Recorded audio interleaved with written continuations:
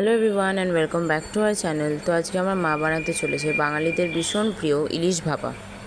তো প্রথমে এখানে ইলিশ মাছগুলোকে ভালো করে ধুয়ে এর মধ্যে নুন হলুদ দিয়ে মাখিয়ে নেওয়া হয়েছে।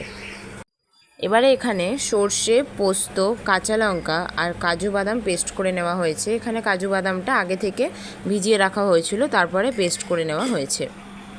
এবারে এখানে একটা স্টিলের কন্টেনার নিয়ে ওর মধ্যে সর্ষের তেল দিয়ে ভালো করে মাখিয়ে নিতে হবে, মানে কন্টেনারটা ভালো করে মাখিয়ে নিতে হবে।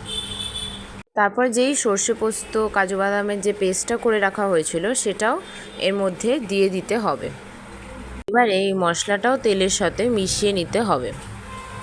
এবারে এর মধ্যে ইলিশ মাছগুলো দিয়ে দিতে হবে এবং যে মশলাটা আছে সেটা দিয়ে এটা ইলিশ মাছটাকে ভালো করে মাখিয়ে নিতে হবে। ভালো করে দেখে নিতে হবে যাতে প্রত্যেকটা ইলিশ মাছের মধ্যেই কিন্তু মশলাটা ভালো করে ম্যারিনেট হয়ে যায়। এবারে যে কন্টেনারে মশলা ছিল সেই কন্টেনারে কাশ্মীরি মির্চ আর একটু জল দিয়ে ভালো করে মিশিয়ে এখানে অ্যাড করে দিতে হবে। এবারে একটা কড়াই নিয়ে ওর মধ্যে জল দিয়ে যেই কন্টেনারটা ছিল ওই কন্টেনারটা ঢাকনা আটকে এর মধ্যে বসিয়ে দিতে হবে। দেখতে হবে যে কন্টেনারটা যেন ভীষণভাবেই মানে এয়ার টাইট থাকে, যাতে কোনোভাবে ভেতরে জল না ঢুকতে পারে। এরপরে কড়াইতে ঢাকনা দিয়ে লো টু মিডিয়াম ফ্লেমে রেখে দিতে হবে হাফ অ্যান আওয়ারের জন্যে।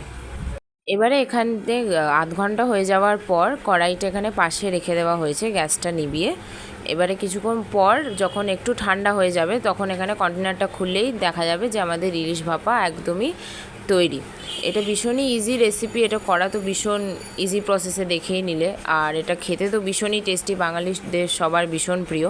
তো ভিডিওটি এখানেই শেষ করছি। ভিডিওটি ভালো লেগে থাকলে অবশ্যই লাইক কমেন্ট শেয়ার করা, চ্যানেলটিকে সাবস্ক্রাইব করে দিও। Bye bye.